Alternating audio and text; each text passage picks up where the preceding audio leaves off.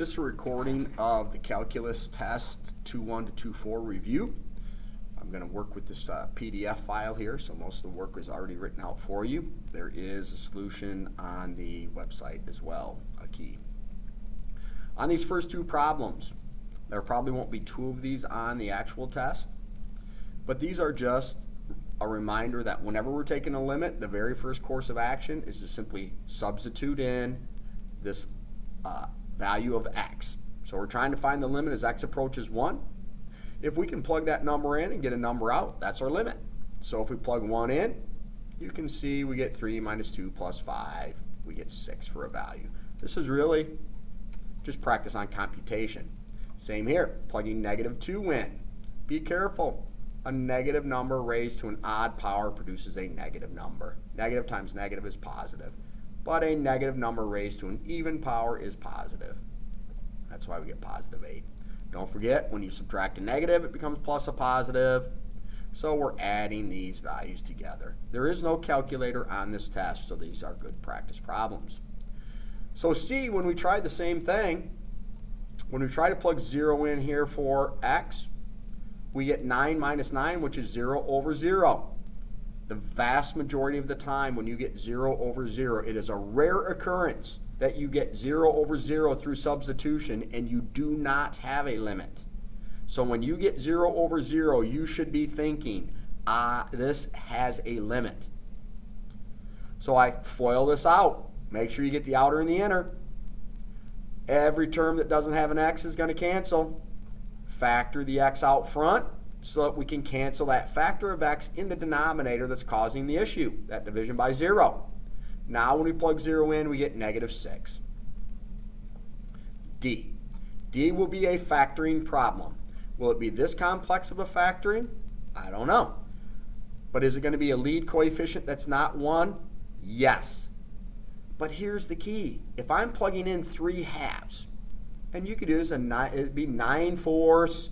So when you divide, you get 2 times 9 is 18. If you plug in 3 halves right here, you're going to get -13 times 3 is -39. When you add that up, you get -21 plus 21 is 0.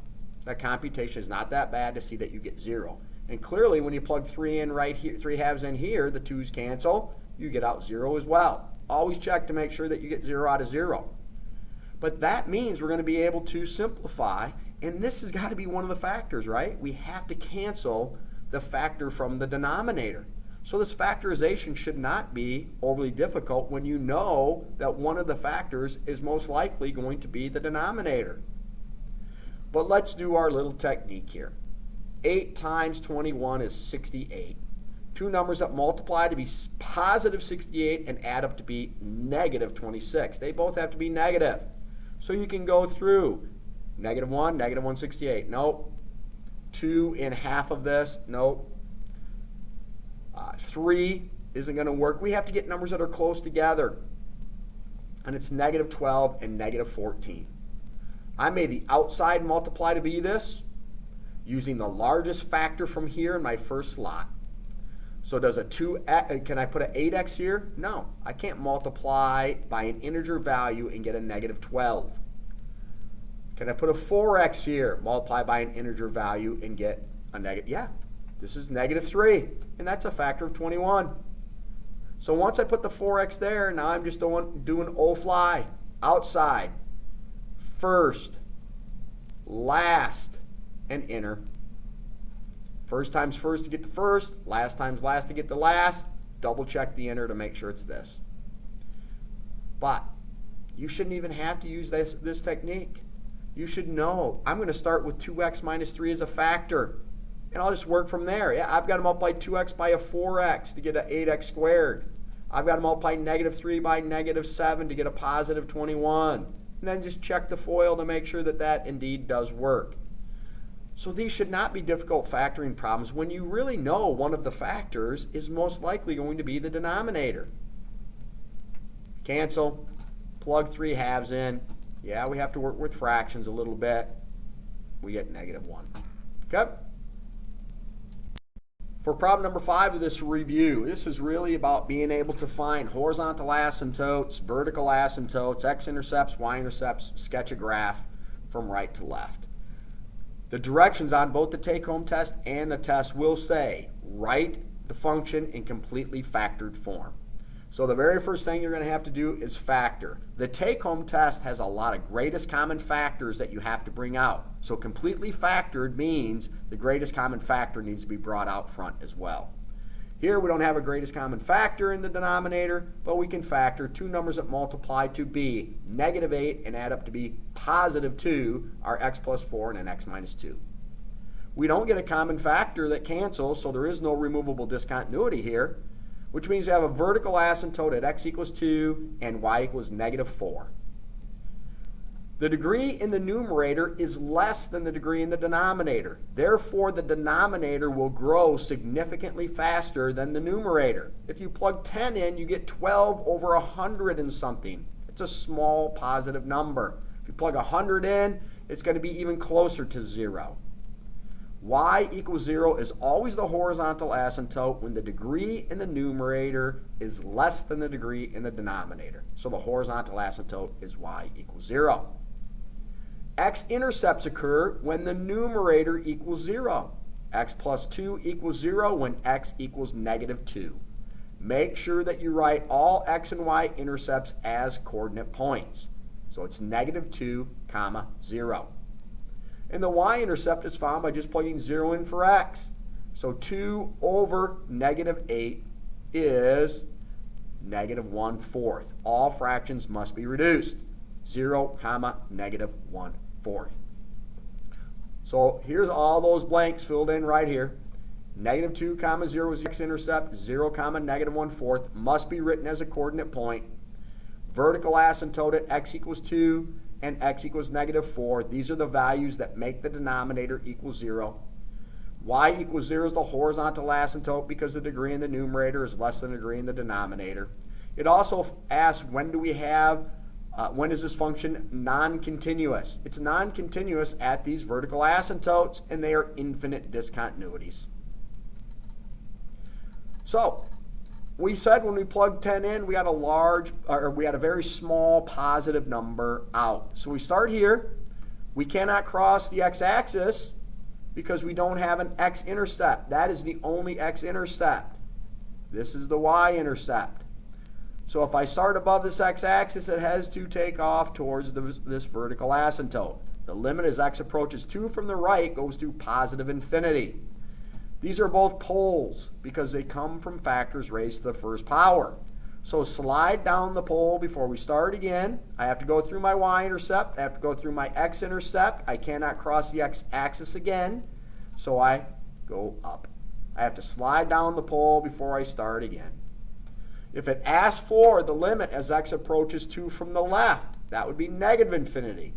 The limit as x approaches -4 from the right goes to +infinity. The limit as x approaches -4 from the left goes to -infinity.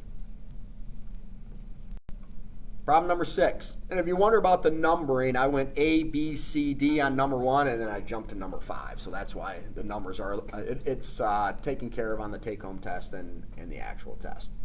This one, define h at -2, so this function is continuous at x equals -2. Why is this function not continuous at -2 right now? Because if I plug -2 in, I get 0 over 0. When you get 0 over 0, the vast majority of the time you have a limit. And most of the time it's just going to be a nice factor and cancel situation. So I have to express that I'm taking the limit of this. I'm finding the limit and I'm going to set the function equal to the limiting value. So to find this limit, the limit as x approaches -2 of this function. If I plug -2 in, we get 0 over 0. So we hope that it's factorable. Are there two numbers that multiply to be -20 and add up to be +1? +5 and a -4. The only difference is this is going to be an x squared plus 5. This is going to be an x squared minus 4. It's going to be like this on the take-home test and the test. I want to know, can you factor a quartic and then factor it again? This is the difference of two perfect squares. So it's x plus 2 times x minus 2. Now I can cancel that factor of x plus 2. So this is how these problems can be a little bit more challenging algebraically, where they would require you to factor twice. Okay? So cancel, cancel, but now that this factor is canceled out of the denominator, we can actually take the limit. On the test, some people have multiplied this out in the past. There's no need to do that. Negative 2 squared is 4. 4 plus 5 is 9. Negative 2 minus 2 is negative 4. 9 times negative 4 is negative 36. You will not need to write the continuous extension as a piecewise function. You can simply say h at negative 2 equals negative 36. Done. It'll be the same way on the test so that you don't have that extra writing because time will be of essence. Problem number 7. There will be one problem dealing with the intermediate value theorem. The intermediate value theorem, remember, you must establish continuity. And this is the fastest way to write it. F of x is polynomial, so f of x is continuous. Remember, this symbol here means if A is true, which is definitely true, this is polynomial, then B must be true. That's how you read it.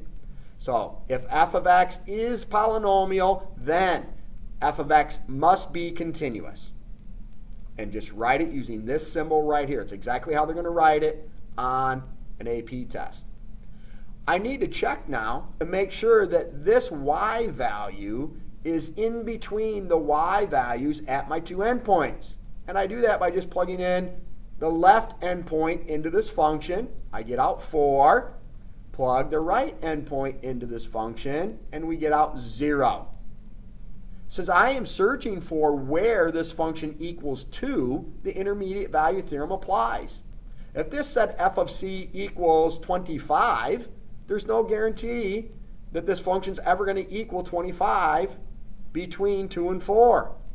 I have to make sure that this y value is in between the two y values established by my closed interval. Okay? So since f of 2 equals 4 and f of 4 equals 0, and since 2 is between 4 and 0, the intermediate value theorem applies. This is the hardest part. You have to establish the hypothesis is met. Then the solving of this is just like Algebra 1. Plug c in for x, set it equal to 2. Now, on the review, it turns out to be a quadratic that is not factorable. I'm pretty sure on the take-home test and test it's factorable. Add the c squared, subtract 4c. This one's not factorable, so we do the quadratic formula. It's good to see it every now and then, but as I said before, rarely, if ever, comes up on the AP test where you have to plug a quadratic into a quadratic formula. Opposite of b, plus or minus the square root of b squared minus 4ac all over 2a. Simplify it down, reduce. When you reduce this, it's very handy because 2 plus the square root of 2 is in between 2 and 4. But 2 minus the square root of 2 is not. That's to the left of 2. That's not the value that produces this y value on this interval. It must be excluded. We only keep the values for c that are on the x interval provided in the problem. So this is extraneous. This is the only solution. You may have two points that work. Then you would keep both of them. And that may be the case on the take-home test or test. But you just need to check to make sure that your c values are on the original x interval provided in the problem. Problem number 8. 8, 9, and 10 are going to be a series of problems in which one of the problems will have a situation in which the degree in the numerator is the same as the degree in the denominator. One will have a situation in which the degree in the numerator is less than the degree in the denominator. And one will have a problem in which the degree in the numerator is going to be 1 larger than the degree in the denominator, because I'm asking you to graph it. I'm only going to ask you to graph a situation where the numerator is 1 larger. So we get a linear asymptote, not a quadratic or cubic asymptote. But these problems will say factor the function completely first. That means you need to bring out this greatest common factor. Two numbers that multiply to be -6 add up to be -5. This factors again. Once it's in completely factored form, this should be easy to do. We have vertical asymptotes whenever the denominator equals 0 at x equals 6 and x equals -1. We have x-intercepts whenever the numerator equals 0. X equals 2, x equals -2. Our horizontal asymptote is easier to tell from here. The degree in the numerator is the same as the degree in the denominator. Therefore, the horizontal asymptote is the ratio of the coefficients of those dominant terms. 2 over 1. Y equals 2 is the horizontal asymptote here. The x-intercept is found by plugging 0 in for x. It's really just the ratio of these constant terms. -8 over -6 is a positive 8/6, but it must be reduced. That's 4/3. So we'll go down and we'll look at all the blanks. I'll have blanks for you. 2, 0, -2, 0. These are crosses. That means it's not going to touch the x-axis and come back. It's going to cross through the x-axis. If you plug 0 in, we got 4/3 back out. Here are our two vertical asymptotes. They're both poles because they come from factors raised to the first power. They don't come from factors raised to an even power. And the end behavior model is a horizontal asymptote of y equals 2. This, we have to plot all of this, every point that we find here. So here's one vertical asymptote, here's the other vertical asymptote, and here is the horizontal asymptote. If I plot my x-intercept right here, and my y-intercept here, that's going to tell me what's going on. I could start with a large positive number, but I can start right here. I know it can cross this horizontal asymptote, that's not a problem. But it cannot cross, and it has to go through this point right here, the y-intercept, so if I connect, it's got to keep going. It cannot turn because there's no other x-intercept on this side of the asymptote. It has to approach this asymptote this way. It's a pole, jump up, start again. This is a pole, slide down, start again. It's got to go through that x-intercept and then approach. Let the x and the y-intercepts and the asymptotes help you guide this picture. Problem number 9. Problem number 9 is a situation in which the degree in the numerator is less than the degree in the denominator, which means the denominator is going to grow significantly faster. That means if the denominator outgrows the numerator, our end behavior model is y equals 0. This is the easiest case scenario.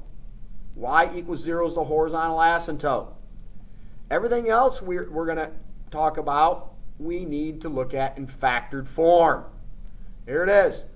Two numbers that multiply to be -6 add up to be +5. That would be a +6 and a -1. I'm going to make the outside multiply to be the smaller of these two numbers, using the largest factor from here. But I can't put a 2x there and make the outside multiply to be a -1x. I can put an x here and a -1 here. Once the outside is set, now it's easy. Oh fly. We already did the outer. First times first to get the first. X times 2x gives 2x squared. Last times last to get the last. -1 times +3 produces a -3. And then check the inner to make sure it's this other number. We're doing the exact same thing as foiling, just in a little bit different order. Oh fly. Outer first, last inner. This function will have two vertical asymptotes, x equals -3 and x equals +1/2. It has an x-intercept at x equals 3. So I'm showing how I'm solving these equations for my intercept, for my asymptotes. But here it is. X-intercept is 3, 0. Y-intercept is 0, 1. When you plug 0 in, you get -3 over -3, which is +1. Here's the two vertical asymptotes. Here's the end behavior model. is a horizontal asymptote at y equals 0. You have to plot all these points because there's going to be a unique situation in this particular problem. Dot in x equals 1/2, x equals -3. I have this x-intercept to the right of this vertical asymptote. That's going to create this unique situation over here. There's my y-intercept. If I just consider 10, I will get 7/247. It's a small positive number, very close to the x-axis. And it's going to get closer and closer and closer to the x-axis this way. That means it's going to get away from the x-axis a little bit as I go this way. But I have to go through this x-intercept. So this has to turn to cross through this x-intercept, and then it must approach the asymptote in this direction. It's a pole, so I have to climb the pole before I start again. Here it is. Go through my y-intercept. There's no more x-intercepts. I cannot cross the x-axis, so I have no choice but to turn around and to go back. It's a pole. Slide down the pole before I start again. Here it is. Approaching my asymptote. I know I don't have this little bump over here like I have over here because there's no more x-intercepts. If there's an x-intercept over there, yeah, I might have to cross through and come back to my asymptote. But this will be it's actually a local maximum value that we may need to find when we do calculus. And we can identify it's right here. There is this little maximum. If you graph it in your calculator, you won't even see it because it's going to look like it's right on top of the x-axis. But if you blow up and blow up and blow up, there is going to be a maximum to the right of this x-intercept. That may or may not happen on the test. I don't know. There might be one of these bumps to the right or left of one of these vertical asymptotes. Problem number 10. Here we have a situation where the degree in the numerator is 1 larger than the degree in the denominator. That means the end behavior model is linear. It's a slant asymptote. Whenever we're looking for end model behavior, where the numerator is larger than the denominator, the degree of the numerator is larger than the degree of the denominator, we're going to do long division. On this particular problem, you could do synthetic division, that's fine. But if this was a cubic over an x squared minus 2, you'd have to do long division there. So I'm just going to do all of these using long division. X squared, don't forget to put plus 0x here and a minus 1. What do I multiply x by to produce an x squared? An x. X times x is x squared. X times -2 is -2x. Then I changed the signs. So it's hard to, if you just look at the key, it's hard to tell what's going on here. I'm changing the signs so that I can add up and cancel the x squared terms. 0x plus 2x is 2x. Drop down the minus 1. Now, what do I have to multiply x by? I have to multiply x by to get a positive 2x, a plus 2. That is 2x and a minus 4. But then I changed the signs so I can add. So when I divide here, I get x plus 2 plus the remainder of 3 over x minus 2. But I don't need that remainder. That's going to go to 0 when x goes to infinity. This is my end behavior model. Y equals x plus 2 is the slant asymptote. Okay? And I dot that in. There it is. I just dotted it in right away. You must factor completely. X plus 1 times x minus 1. That means we have an x-intercept, or a 0, at x equals 1 and x equals -1. We have a y-intercept if you plug 0 in for x at -1 over -2, or positive 1/2. So here's my two x-intercepts. They're both crosses because they come from factors raised to an odd power. Here's my y-intercept. I have a vertical asymptote at x equals 2, and here's my end behavior model, which is a slant asymptote. I'm going to dot in my asymptotes. I'm going to plot these 3 points. There's my vertical asymptote at x equals 2. Here's my slant asymptote. It has a y-intercept of positive 2 and up 1 over 1, up 1 over 1. I have an x-intercept at 1 and negative 1. There is negative 1. That should be through positive 1 right there. Okay? I have a y-intercept at 1/2. That one should have been drawn a little bit better.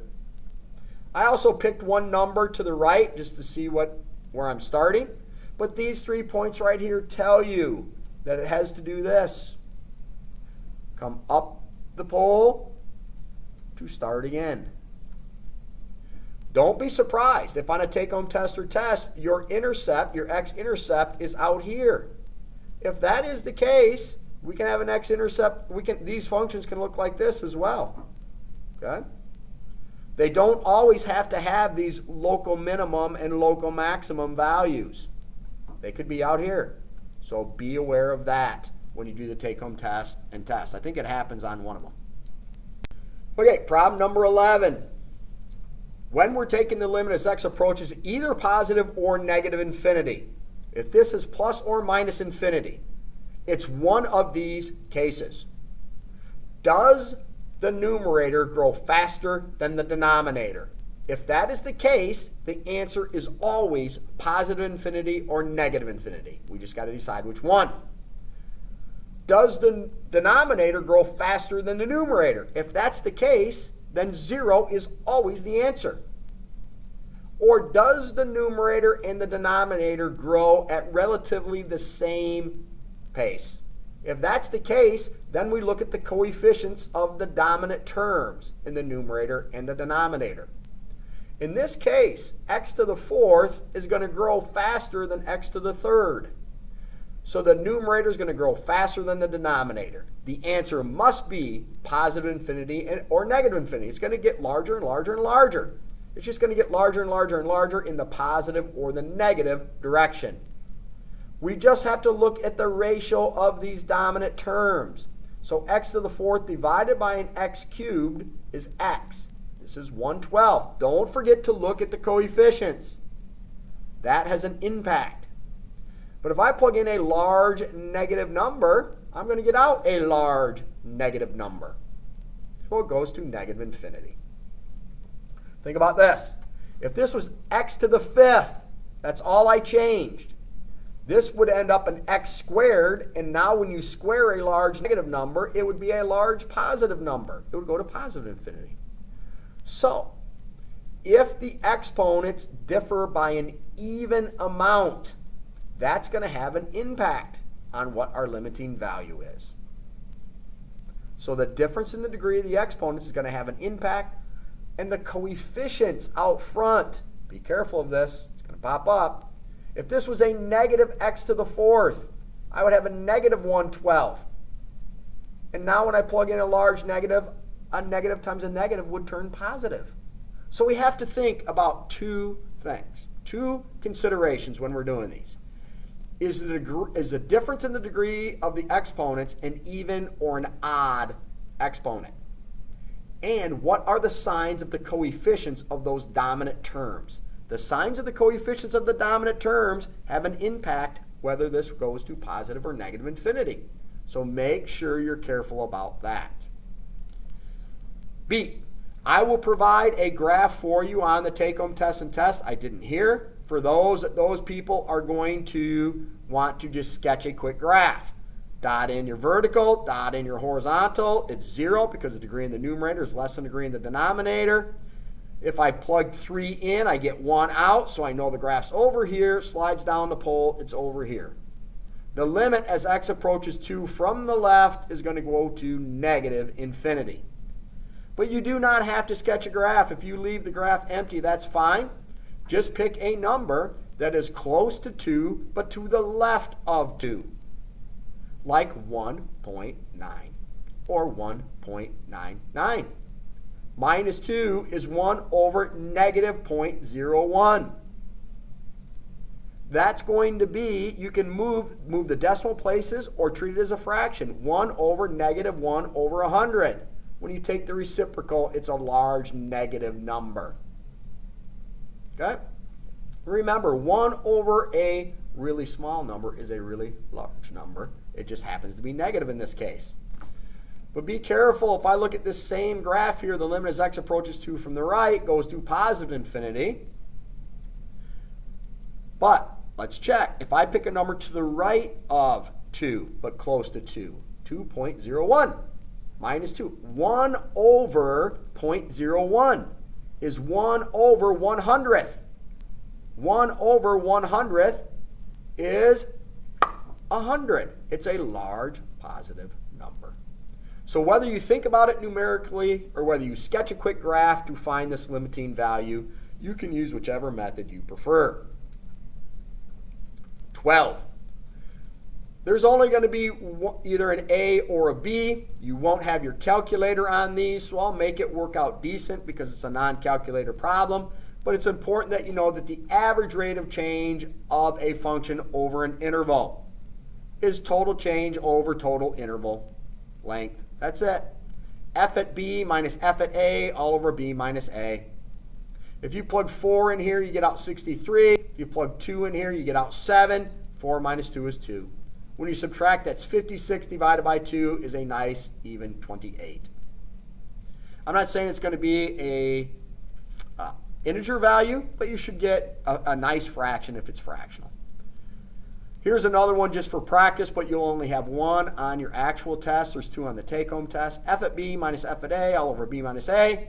When you plug 1 in, you get 0. But I'm subtracting. When I plug negative 1 in, I get negative 2. So when I subtract a negative, it becomes plus a positive. 2 over 2 is 1. Remember, it's F at B minus F at A all over B minus A. B is always the right endpoint of the closed interval. A is always the left endpoint of the closed interval. That's it. The average value of a function on a closed interval is the slope. That's all this is. It's the slope formula. All right, then we get into the problems where we're using the limit definition of a slope. So this is just a parabola that's shifted down 1 unit. You could graph it right away because I'm going to ask you to graph it on your test. It'll be something decent like this. To find the slope at negative 1 is the limit as h approaches 0 of f at negative 1 plus h minus f at negative 1 all over h. That means negative 1 plus h comes in right here. Notice how I bracket it. Because it's negative 1 plus h in parentheses squared, subtract 1. So now I'm going to use a bracket as my symbol of inclusion to indicate f at negative 1 plus h. Subtract, bracket, negative 1 comes in here. If you bracket the front and bracket the back, it helps you keep track by using these symbols of inclusion. FOIL. 1 minus 2h plus h squared. Don't forget to subtract this one. I'm subtracting. 1 minus 1, this goes to 0 right away. All of these problems are the same. Every term that does not have an h must cancel. That 1 cancels with the negative 1. This already canceled. So I factored an h out from this term and this term. There's my h factored out front. It's a greatest common factor. I'm undistributing the h from the 2 terms that are left. That's a negative 2 plus an h. Once I cancel the h from the denominator, now I'm ready to take the limit. Plug 0 in for h, and the slope at negative 1 is negative 2. This problem will ask you to find the equation of the tangent line, the equation of the normal line, and graph everything in this, the coordinate plane provided. So the slope of the tangent is negative 2. Remember, how do I get the y-coordinate of the point of tangency? You always plug the x value into the original function. You may want to do that right away. Negative 1 squared is 1. 1 minus 1 is 0. That's why the y-coordinate of this point of tangency is 0. But the x-coordinate goes into the original function to find the y-coordinate of the point of tangency. Write it in linearization form. So I don't have to put 0 here. 0 plus the slope. Okay? So it's just the slope times x minus the x-coordinate. I would leave it like this on the free response. But since I want a graph, I'm going to distribute. And here is my slope-intercept form. I'm going to want both of these written in slope-intercept form. Remember, the slope of the normal line is the slope of the perpendicular, so flip and negate. Becomes a positive 1/2. The point of normalcy is the same as the point of tangency. Plug it in. Here's the slope, x minus the x coordinate. That becomes 1/2 x plus 1/2. That is the normal line. Make sure you tell me which one is which. Tangent line, normal line. I just have to graph these. I like to just start at the point of tangency, and I forgot to graph them here. The point of tangency is the point -1, 0 right here. I should have graphed the tangent line. Remember, the slope of the tangent line was down 2 over 1, down 2 over 1, down 2 over 1, up 2, back 1, and you graph that.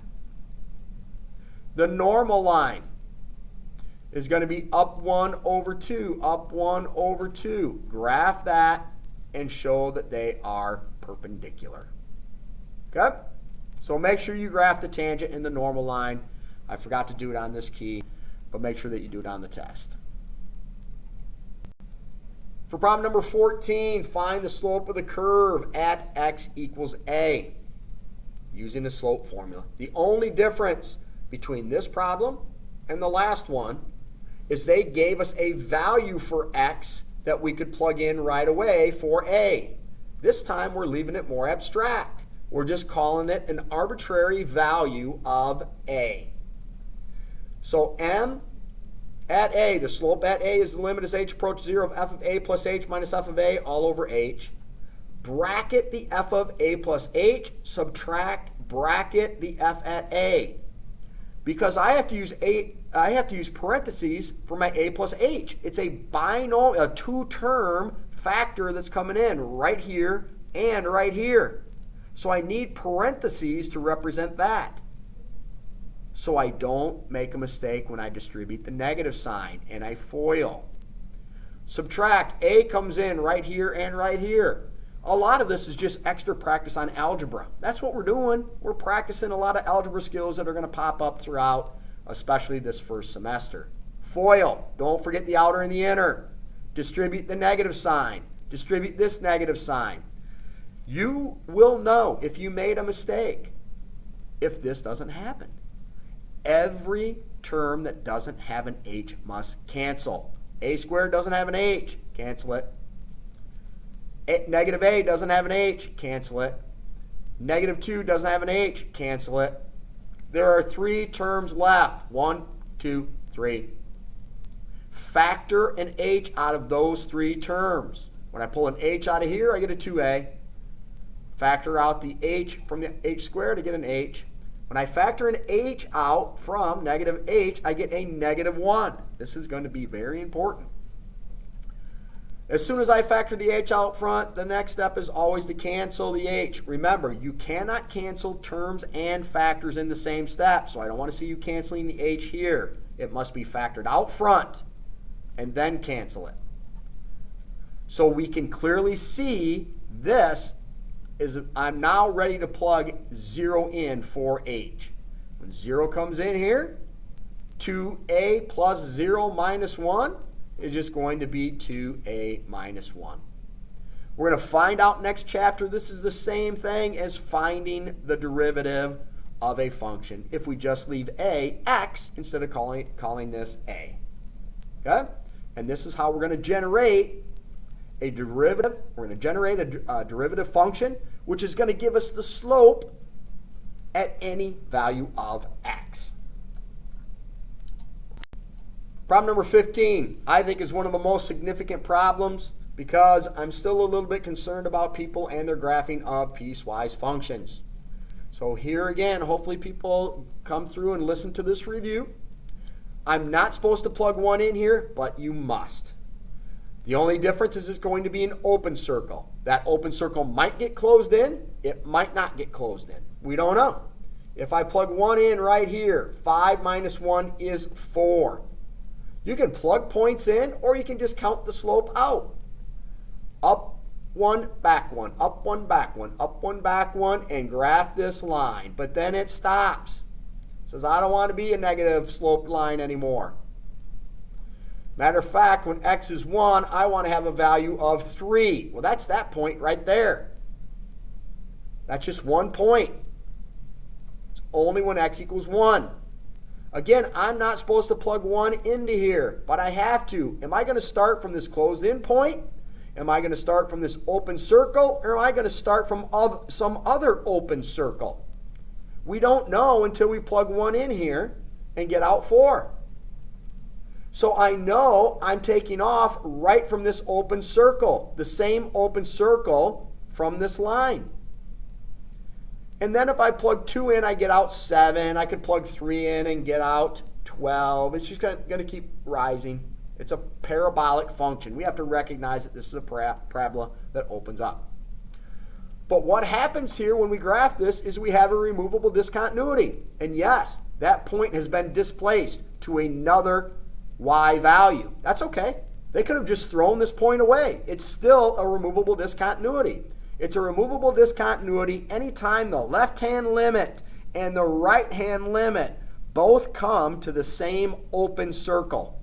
And it has a limit. It's not continuous, but it has a limit. So the limit as x approaches 1 from the right of this function is 4. The limit as x approaches 1 from the left of this function is 4. Therefore, the limit as x approaches 1 of this function is 4. Why? Since the limit as x approaches 1 from the left of this function equals the limit as x approaches 1 from the right of this function. They are both 4. You must have this justification. That's why I say why. Is this function continuous at 1? No. Because the value of the function does not equal the value of the limit. But it does have a limit. It's just not continuous. It's a removable discontinuity. It's one of those 4 types of discontinuities that we talked about. This is a removable. We also have jump discontinuities, infinite discontinuities, and oscillating discontinuities. Last problem. If you can do this without breaking it down, that's okay, but I think it's helpful. A lot of students miss these, and they're pretty easy if you just consider your properties for limits. That says if I'm taking the limit of 2 functions added together, I can find their separate limits and add those values together. So I'm taking the limit as x approaches b of f of x plus the limit as x approaches b of g of x multiplied by 2. I don't want you to think of this as a distribution. This is not a distribution. I'm simply finding the separate limits. And then I tell you these values. This limit is -2. This limit is 8.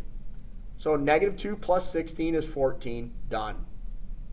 We're applying the same limit properties here. It's just a different property. Remember, if I take the limit of a constant times a function, I can pull the constant out front. And I can take the limit of the numerator and divide that by the limit of the denominator, provided that the limit of the denominator is not 0, which it isn't.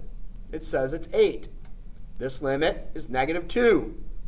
So I reduced, you get -1. Okay? This video is 41 minutes long. You're going to have this. I'm going to cut it down a little bit, but you're also going to have 10 multiple choice problems on your take-home test and test as well. Okay? So it will take the entire period to complete this Chapter 2 test, but you should be able to, if you've worked hard on this review and the take-home test, you should be able to complete it in a 50-minute period. Okay?